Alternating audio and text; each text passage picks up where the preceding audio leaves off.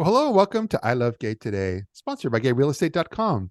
And we're having some fun today because we're here with someone that I can't even remember the first time I came across Dana Rudolph and Mombian on the internet, but it seems like you've been there for as long as I have been online. It's been a while. I launched the site in 2005. Wow. I remember that, but it's just really interesting because you created this in 2005, but you've made such an amazing presence, and this was of course before social media, but you really just you really stayed true to that niche, I guess, with Mombian, and I love the tagline "Sustenance for Lesbian Moms." But but you've really stayed true to that, and it seems to have really paid off for you. Where all the articles and content and everything you do is really related to that lesbian parenting world. Thank you, thank you. I think it's broadened beyond just lesbian. I use the word lesbian because that's how I identify, and that's what I feel I can authentically speak to. Yeah. But I really do try to bring in things about LGBT parenting in general. There's obviously a lot of similarities in all of our experiences, even while there are also differences. But Yeah. sticking with that queer parenting niche, I think, has meant that I get some sleep, first of all, because I'm not trying to cover everything in the queer universe. And it's allowed me to really focus and dive into some of the issues and joys and challenges that we have. Yeah. But do you I know that you've had a focus over the years, with parenting and so forth. But I've noticed that like some of the stuff you have out there, number one, I was going to ask you, do you do all the writing yourself or do you have other writers that contribute? It's all me. I All you. but, barring a few occasional guest posts, Yeah. which I am very careful and particular about, it's all Yeah. me. Yeah, it's amazing work, and but no, you've really covered it. You cover parenting, but I also noticed that you kind of get into some of the political aspects of, or you post articles that are around politics, but always, of course, with what feels to me parents in mind, and and so you really kind of pull other topics in, but always with that one main focus. Absolutely. The blog has never been primarily about me and my family. Yeah, yeah, We're kind of boring white middle class people that didn't have any particular challenges on the way to parenthood other than, kind of the usual ones of needing to find all the components that we yeah. didn't have. But I think our story is minimally helpful to to elevate. No Yeah. one really needs to know what my kid had for breakfast. So I'd rather look at some of these broader issues, to look Yeah, at politics through a queer parenting lens, and to look at regular parenting challenges through a queer lens. yeah, And when I launched the site, there was a huge need for that because I think most of the LGBTQ news sites weren't talking about parenting, and yeah, most of the mainstream parenting sites weren't talking about LGBTQ topics at all. yeah, And I think that's gotten better over the years, but I also think that I've been doing it so long that yeah, yeah. that I have some No, expertise. no, I About hear it. you. So Well, one of the aspects of all that, when I was talking about, kind of the deviation of just the blocking, is that you've got this database now online that I think is probably one of the largest out there, as far as 1,400 books now and counting, that are dedicated LGBTQ families and parents. yes, absolutely. Yeah, I've reviewed LGBTQ inclusive kids books since the start of the blog, yeah, yeah, but for the first 10 years or so of the blog, I could probably count the number in each year on my hands and have one finger left over to type with. yeah, So, and then in 2017, things really took off. yeah, There was visibility, it was post marriage equality, which I think brought a lot of visibility to our families, and just the numbers of books skyrocketed. And the American Library Association tracks this, so I've looked at the data.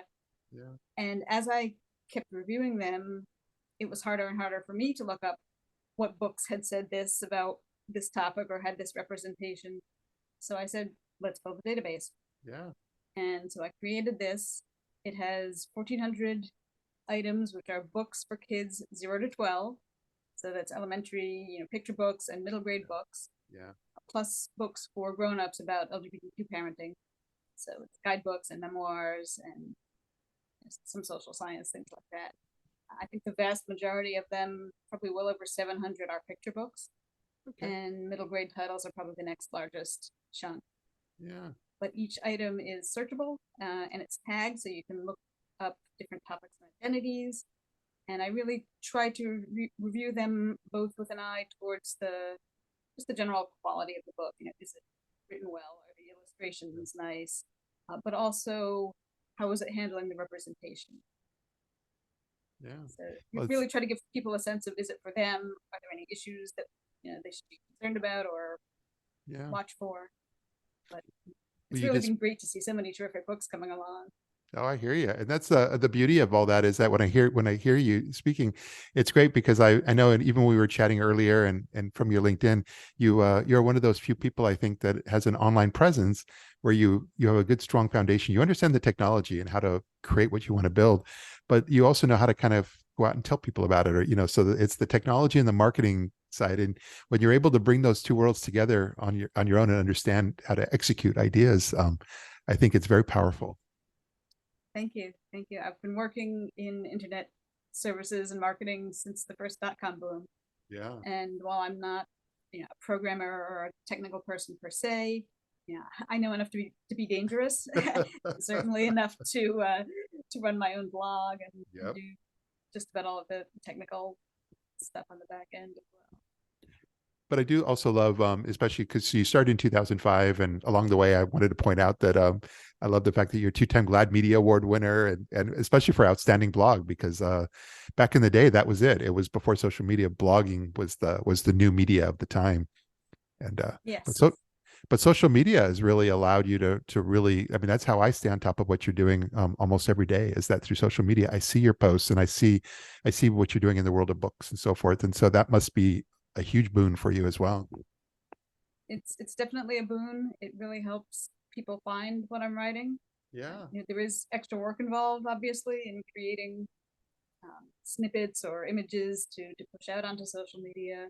Yep. But I think it's always better when more people can stay connected. So I see it as a good thing. Well, it's not only that. I will also point out, and especially on your Twitter feed, you're very engaged. You're not just talking about yourself. You're actually showing interest in others out there. You're sharing some of their content, and I think that makes a huge difference as far as how your content's able to perform and be seen as well. Oh, thank you. I'm certainly not the only one writing about Yeah. LGBTQ parenting, especially these days. And what is this all for if we're not there to help elevate each other Yeah. and especially to showcase and elevate voices that aren't our own, that are very different from our own in some cases. Yeah, I think people appreciate that. So, but lastly, I was going to ask you about, because I thought it was interesting. It's something I don't know much about. Is you created something called LGBTQ Families Day. What's that? So that's an event that I launched in 2006. I think Yeah. we just had our 18th one. Wow. And it started as blogging for LGBTQ Families Day when I invited bloggers, LGBTQ and allied, to post in support of LGBTQ families, in support and celebration of LGBTQ families. Yeah. And I chose a day at the beginning of June, first weekday of June, because it's right between Mother's Day and Father's Day. Oh And yeah. so it kind of acknowledges both. It's part of that parenting season, but it also recognizes that not all families fall into the category of one mother and one father. Yeah. And it's the start of Pride. So what better Okay. way to kick off Pride than with a celebration of families? And Yeah. as you noted, social media has taken off as blogging in some ways has waned. Yeah. And so the event evolved into really a social media campaign for people to post and share and tweet and otherwise get the word out about LGBTQ families on that day. Yeah. And there's been some great participation. I mean, I think at heart it's a grassroots event, but we've also had White House Press Secretary Karine Jean-Pierre Oh wow. taking part by Yeah. Yeah. posting, and Secretary Deb Haaland. So it's gotten a lot of visibility, and I think people are starting to refer to it just as LGBTQ Families Day, even Yeah. without the hashtag, as if it's just a holiday, which is wonderful. So Yeah, that has to feel good. yeah. Yeah, no, I like that. But what I'm going to do is I'm going to make sure that all of this, a lot of your work you're doing and links to everything are going to be included, especially when we post this on YouTube, so people can find you wherever their favorite touch point might be. And yeah, any I guess I was going to say final thoughts or future things on up and coming that you wanted to tell our folks about before we go? Oh, let's see. There were some terrific LGBTQ inclusive kids books coming down the pike for 2024. Yeah. I'm already tracking them and starting to read through them, and I think the quality and quantity is just getting better and better, which is wonderful to see, particularly as book bans are an issue right now. I think just to see that there really are still so many great books coming out despite the bans is very heartening.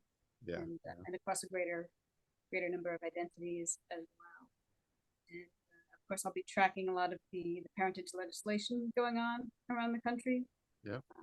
There's a lot of stuff that sometimes doesn't make national headlines because it's on a state by state basis, because family law is really on a state by state basis. But I try to stay on top of that as well. So that's another thing I'll continue to cover. And lots of good research about our families that also adds insight to ourselves and our lives and our parenting. Nice. I think this is all great, and I'm just really glad you were able to take a few moments of your time and share a bit of your story and your site and all that you do with our audience. And I look forward to being able to connect in the real world sometime soon. Absolutely. Well, thank you so much for having me. Absolutely. Well, thank you. And it feels good, so good, coming back again.